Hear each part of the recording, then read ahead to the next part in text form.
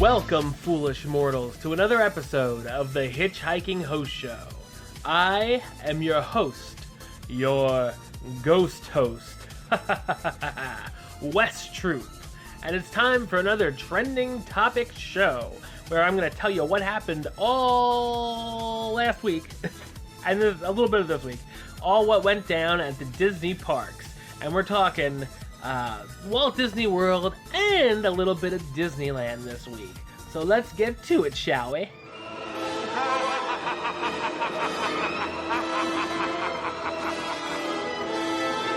This week, Disney's California Adventure is celebrating its 15th anniversary since its opening. And I must say, baby, you've come a long way. I went to the park the first time in 2005, my first trip out to Disneyland, and it was so different back in the day. I remember the old school California letters on the outside. I remember all these big Mickey statues everywhere, the sun wheel.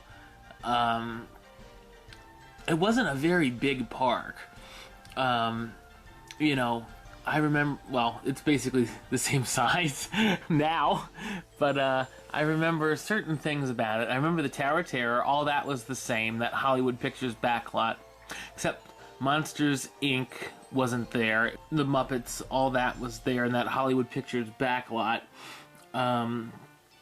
The Bugs Life, the Bugs Land was still there back in the day. Paradise Pier was there, but it was different.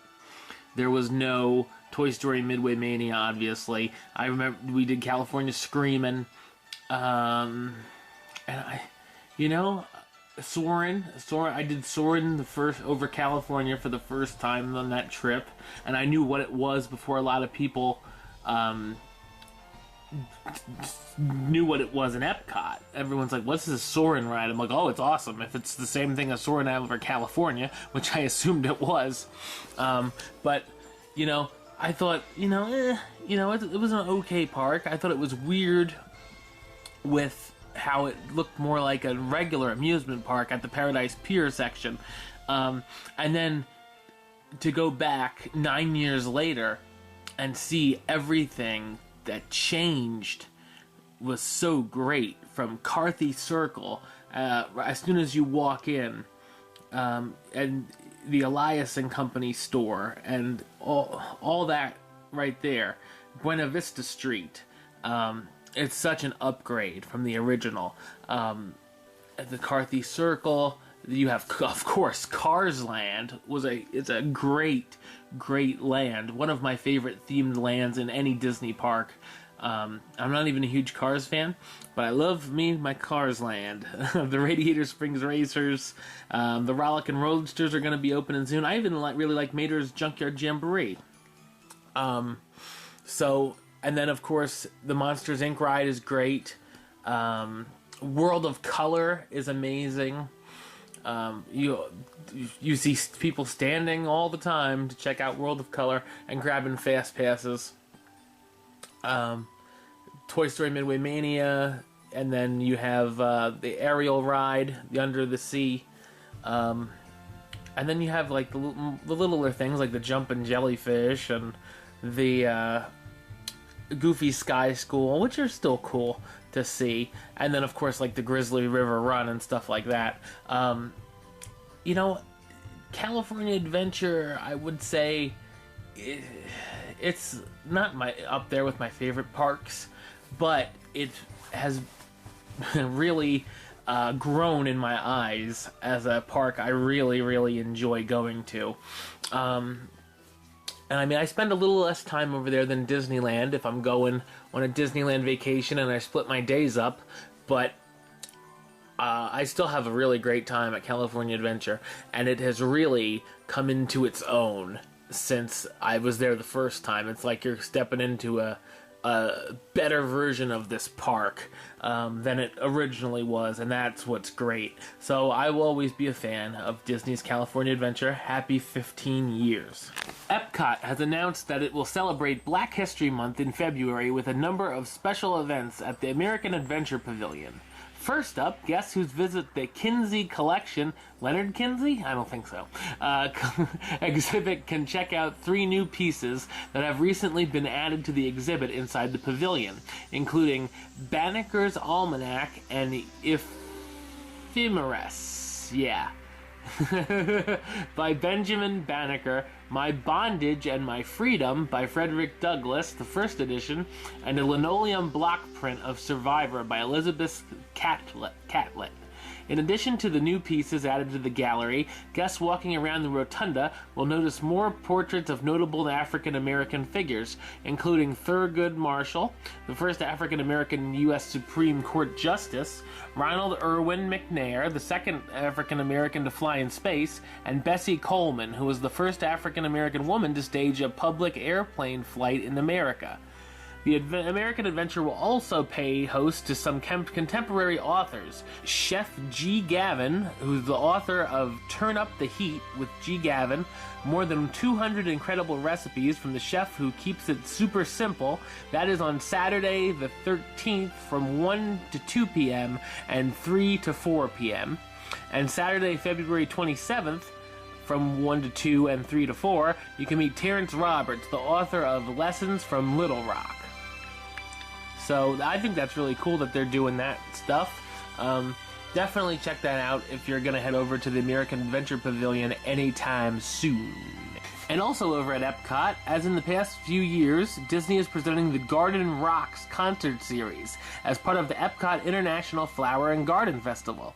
This year's festival will include appearances by several old favorites as well as some new acts. From March 4th to the 6th, the orchestra starring former members of ELO, not Leo, ELO, there we go. That's a long butt name, sorry kids. March 11th to the 13th, Starship starring Mickey Thomas. March 18th to the 20th, the Little River Band. Bum, bum, bum, bum, bum. March 25th to the 27th, The Village People, that was YMCA. April 1st to the 3rd, April Fools, Herman Hermits, starring Pete Noon. April 8th to the 10th, American Woman, is the Guess Who. April 15th to the 17th, which is a new band, Blood, Sweat, and Tears, featuring Bo Bice from American Idol. April 22nd to the 24th, another new band, Brian Howe, the former leader of Bad Company. April 29th to the May 1st, the Georgia Satellites. Keep your hands to yourself. May 6th to the 8th, the Gin Blossoms.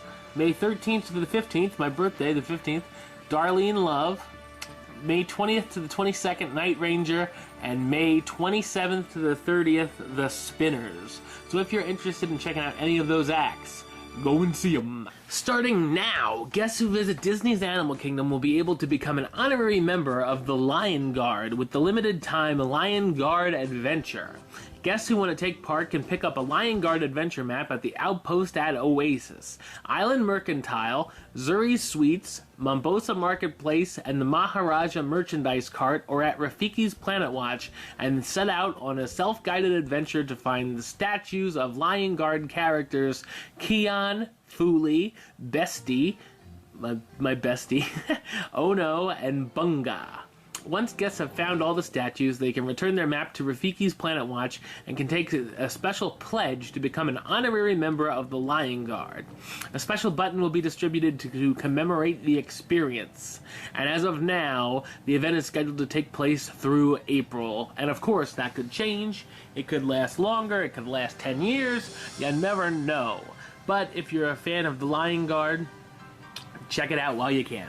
And heading over to a place we don't talk about very often at Walt Disney World, this week Disney has confirmed an expansion to Disney's Wide World of Sports with a new 8,000-seat venue to the complex. This new venue will primarily be aimed at cheerleading and dance teams.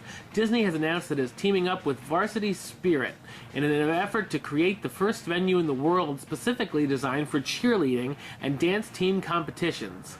Construction on this new 286,000 square feet venue will begin later this month, with the project estimated to be completed sometime next year. So if you are into cheerleading, your kids are into cheerleading, this is good to know that you will probably end up in that establishment. And now we're gonna fly over to Disneyland. And at Disneyland, the next chapter for River Belle Terrace has begun, as the restaurant has reopened as a table service location, featuring barbecue favorites, tasty sides, and more. What's on the new menu, you may ask? For starters, creamy pimento cheese dip with toasted bread and crispy celery, grilled and chilled shrimp with house-made barbecue cocktail sauce, and lemon, and a house salad with arugula, apple, gorgonzola, dried cranberries, candied pecans, and apple vinaigrettes. And if you're looking for a lighter entree, not me, try a salad topped with your choice of chicken, grilled shrimp, brisket, or barbecue tofu. Ayu, killer tofu. Whether you choose River Belle's chopped salad with romaine lettuce, black beans, garbanzo beans, pickles, roasted corn, red bell pepper, and tomatoes topped with fried onions served with a barbecue ranch dressing, or the Terrence wedge with iceberg lettuce, tomatoes, bacon, crumbled gorgonzola, garnished with pickles, red onions, and buttermilk gorgonzola dressing, you can't go wrong. Well, I don't know about that, but we'll see. Supposedly you can. Look for tasty entrees like pork spare ribs, oven roasted barbecue chicken, barbecue tofu, there's that killer tofu, sustainable fish, oven roasted sausage links, and sandwiches featuring fried chicken, beef brisket, or pulled pork. Each entree includes a side of River Belle Terrace's signature baked beans, which will be fun for the hotel room, as well as a choice of tangy coleslaw, seasoned tater bites, potato salad, or seasoned vegetables. Kids will love the oven roasted chicken. Will they now? I guess they will. Sustainable fish, barbecue ribs, I got a sustainable fish. Or mac and cheese, each served with seasonal vegetables and fruit. Satisfy your sweet tooth with the warm maple apple and bacon bundt cake or butterscotch pudding parfait.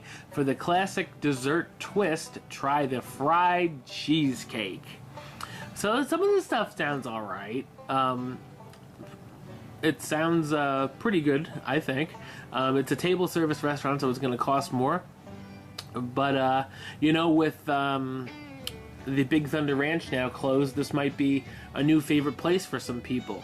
And of course, reservations can be made by visiting Disneyland.com/dine or by calling the hotline, my phone number, 714-781-DINE. So, if you're looking in for some good food and you want some tasty treats, check out the River Belle Terrace.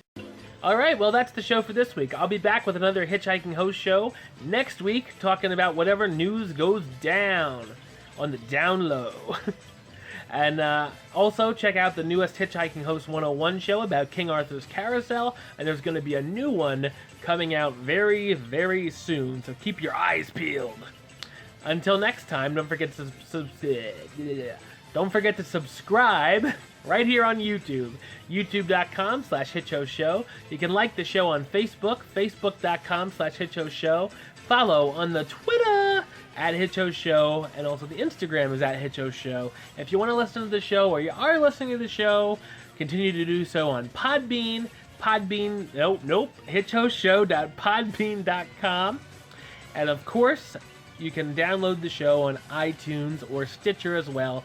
Just search under the Hitchhiking Host Show or West Truth. Until next time, don't forget to hurry back for the next episode. See ya.